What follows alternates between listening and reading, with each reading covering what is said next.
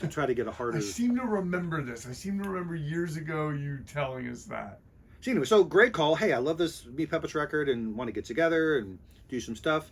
And it used to be that Rich would drive him every day, and then Greg and I would go to work. To this day, Evan, he and I put the credit back to him. He is the most prolific artist I've ever worked with. We did literally like 125 songs. Really? In like a 2-year period. And did they all come out? Did they all... Eventually, he would Poindexter or Stewart. He had different names that he was using for the bands and so forth. But he not only could write prolifically just a great, vast number of songs, but, you know, you sit here many years, 10,000 hours, as I get used to hearing a lot of bands perform.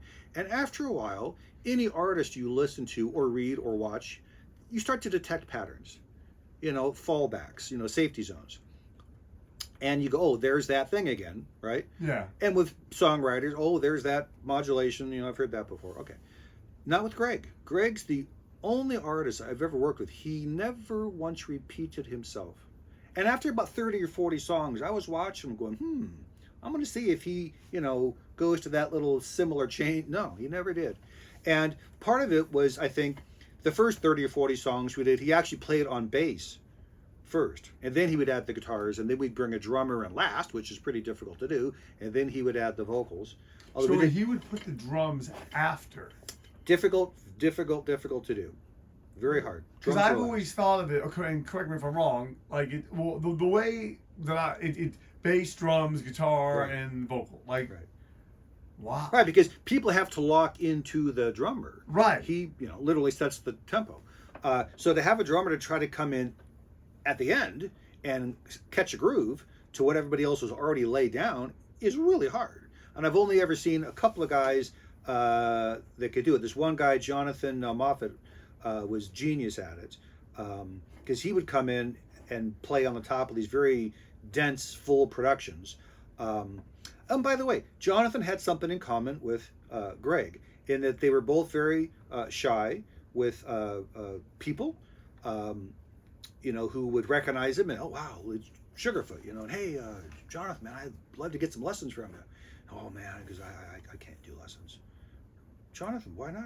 Well, I'm not trained. I can't read, you know. Oh, fuck that. They don't care about reading music. They just want to help, you know, capture your groove and how you, you know, lay the beats down. But he was, you know, sensitive to that. But I mean, he was a genius drummer. And Greg had a similar, you know, he was so deadpan in his delivery. He smoked a lot of pot, by the way, ton of pot.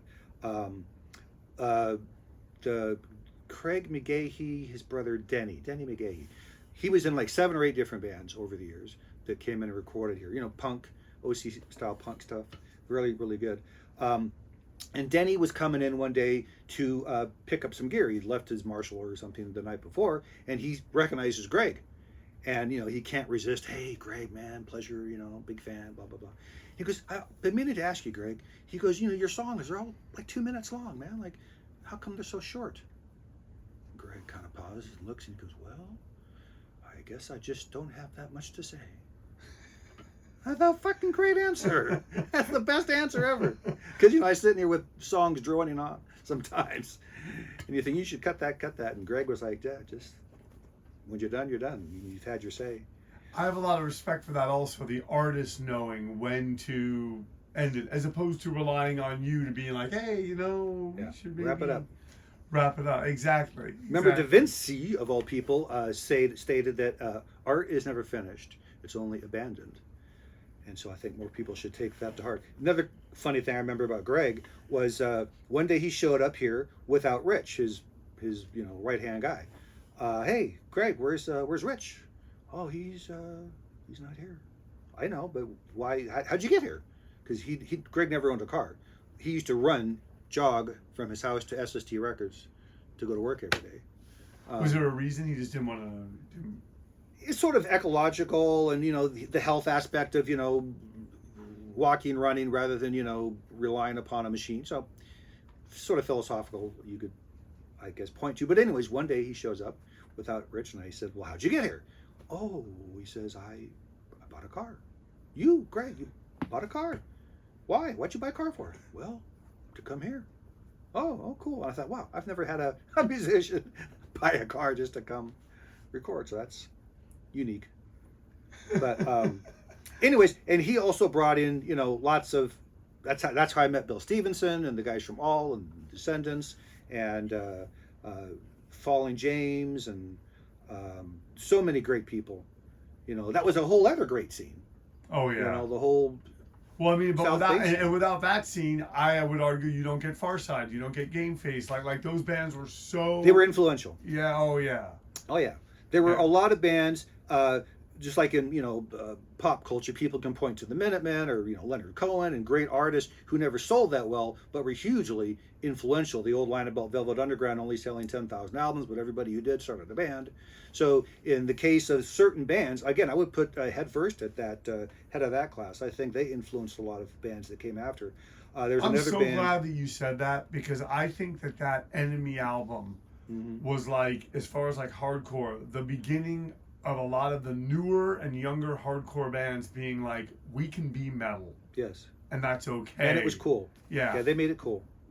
So yeah, I put a lot of emphasis on their influence. There was another band called Mind Over 4, which also never got a lot of commercial acclaim, but Kurt Cobain used to open for them and loved him. On the cover of the first Pantera record, they were wearing a Mind Over 4 shirt. So a lot of bands used to open for them and were influenced by them because they added the extra element of jazz along with the metal and the punk. And those jazz influences that came from, I think it was Mike's was the guitar player's name, influenced a lot of progressive metal bands that came after them. So that's always fun to see the nexus of these scenes. Well, that's an interesting through line also to Greg Ginn, because ultimately what did Black Flag become? Yeah. And it's so interesting that I love that you did that with Mind Over and then you By the way, a little quick R.I.P. It's been maybe less than a year, I think, since Spot passed away. Yeah. It's I been think that like was a recent. few months. Like Yeah. it's been it's not been a while. I mean, it's not been that long. Yeah, he and I never met or got to hang out, but his name got mentioned in back and forth bands that I would work with. Oh, we worked with Spot recently, so I sort of felt like I got to know him a little through just the bands that I was exposed to. Now, what's it like working with a band like the Bad Brains? Scary, because your expectations are high, and I'm